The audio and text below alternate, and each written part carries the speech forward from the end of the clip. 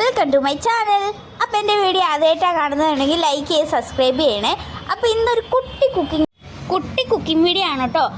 ബണ്ണും ബ്രെഡും ഒക്കെ നോർമലി തിന്നുകയെന്ന് പറഞ്ഞു കഴിഞ്ഞാൽ എനിക്കത് പറ്റില്ല കേട്ടോ. അതുകൊണ്ട് തന്നെ ഞാൻ അതിനകത്ത് എന്തെങ്കിലും അലിക്കുലത്ത് പരിപാടിയൊക്കെ ചെയ്യും, അല്ലെങ്കിൽ ജാമു കൂട്ടി തിന്നും. അങ്ങനെ ഒരു അലിക്കുലത്ത് കുക്കിങ്ങാണ് ഞങ്ങൾ കാണുന്നത്. അപ്പോൾ ആദ്യം തന്നെ 2-3 ബണ്ണ് എടുത്തിട്ടുണ്ട്. അത് കഴിഞ്ഞ് 2 മുട്ട പുഴുങ്ങി വെച്ചിട്ടുണ്ട്. ടൊമാറ്റോ കെച്ചപ്പ് എടുത്തിട്ടുണ്ട്. പിന്നെ സബോള, തക്കാളിയും ക്യാരറ്റും കൂടെ അരിഞ്ഞ് വെച്ചിട്ടുണ്ട് കേട്ടോ. എന്നിട്ട് നമ്മൾ ചട്ടിയിൽ എണ്ണ വെച്ചിട്ട് അതിനകത്ത് ഈ ബണ്ണിട്ട് ചൂടാക്കി എടുക്കുക. അങ്ങോട്ടും ഇങ്ങോട്ടും ജസ്റ്റ് ഒന്ന് ഇട്ട് മറിച്ചെടുത്താൽ മതി കേട്ടോ. ഒത്തിരി ഒന്നും നേരെ ഇടണ്ട, കാരണം ഒരുപാട് എണ്ണ കുടിക്കൂലേ.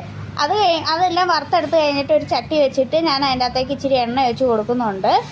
എണ്ണ ഒഴിച്ച് കൊടുത്തിട്ട് അതിൻ്റെ അകത്തേക്ക് നമ്മൾ എണ്ണ ചൂടായി വരുമ്പോഴത്തേക്ക് സബോളയും തക്കാളി ക്യാരറ്റും കൂടി ഇട്ട് നന്നായിട്ട് വഴറ്റുക.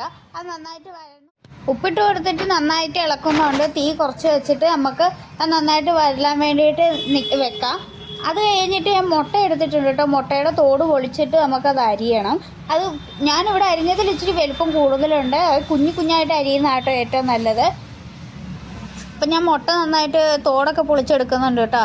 അത് കഴിഞ്ഞിട്ട് ഞാനത് പാത്രത്തിലേക്ക് വെച്ചിട്ട് 2ആയിട്ട് കണ്ടിച്ചിട്ട് കുഞ്ഞായിട്ട് അരിഞ്ഞു കൊടുക്കുന്നുണ്ട്. കുഞ്ഞതായിട്ട് അരിയണം, അതായിരിക്കും ഏറ്റവും നല്ലത്.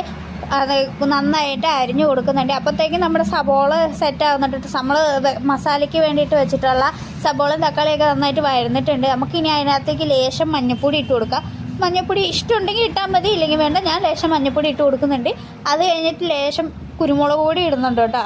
അത് കഴിഞ്ഞിട്ട് നമ്മൾ എടുത്ത് വെച്ചിരുന്ന കെച്ചപ്പ് എടുത്തിടുന്നുണ്ട്. എന്നിട്ട് ഇത് രണ്ടും കൂടെ നന്നായിട്ട് മിക്സ് ചെയ്യുക. കെച്ചപ്പും കൂടെ ഒഴിച്ച് നന്നായിട്ട് ഇളക്കി സെറ്റാക്കി എടുക്കുക കേട്ടോ. ഈ കുരുമുളകിൻ്റെ ഫ്ലേവർ കെച്ചപ്പ് എല്ലായിടത്തും നമ്മുടെ സബോളയിലും എല്ലാത്തിലും നന്നായിട്ട് ആവണ്ടേ. അതിന് നന്നായിട്ട് തന്നെ ഇളക്കി കൊടുക്കുക.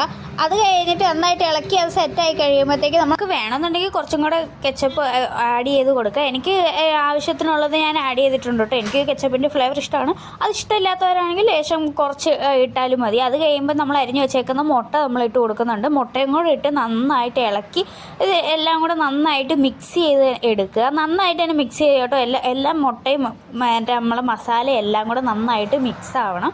മിക്സ് ആയതിന് ശേഷം നമ്മൾ ബണ്ണ് നടുവേ കാണാൻ ഒരു ഭംഗിയില്ലെന്നേ ഉള്ളൂ. കട്ട് ചെയ്തിട്ട് നമ്മൾ ഇതിൻ്റെ അകത്തേക്ക് ഫില്ല് ചെയ്ത് കൊടുക്കുക. നമ്മൾ ഉണ്ടാക്കി വെച്ച മസാല ഇതിനകത്തേക്ക് ഫില്ല് ചെയ്ത് കൊടുക്കുക. ഞാൻ 3 ബണ്ണിലും നന്നായിട്ട് തന്നെ ഫില്ല് ചെയ്ത് കൊടുക്കുന്നുണ്ട് കേട്ടോ.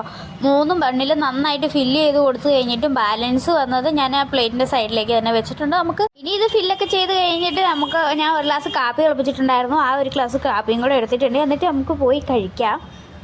സോ ഗൈസ്, നമ്മുടെ ബൺ സാൻഡ്വിച്ച് ഇവിടെ റെഡി ആയിട്ടുണ്ട്. ബൺ സാൻഡ്വിച്ച് എന്നൊന്നും പറയാൻ പറ്റില്ല. നിങ്ങൾ എന്ത് പേര് വേണമെങ്കിലും ഇതിനെ വിളിച്ചോളൂ.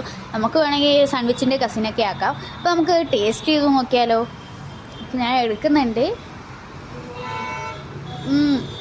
അടിപൊളിയാണ് ഗൈസ്. നിങ്ങൾ എന്തായാലും ഒന്ന് ട്രൈ ചെയ്ത് നോക്കുക.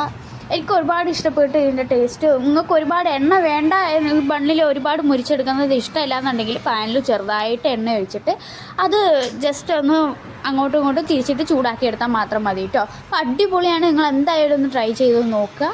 അപ്പം ഇന്നത്തെ വീഡിയോ ഇത്രയേ ഉള്ളൂ. Bye bye.